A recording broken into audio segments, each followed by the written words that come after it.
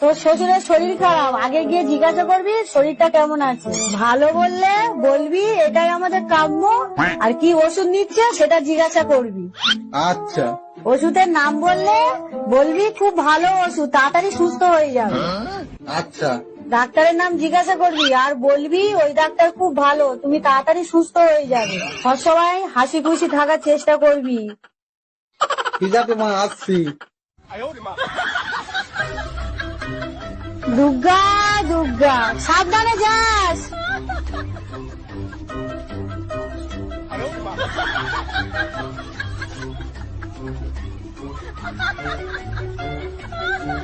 শ্বশুর মশাই ভালো আছেন?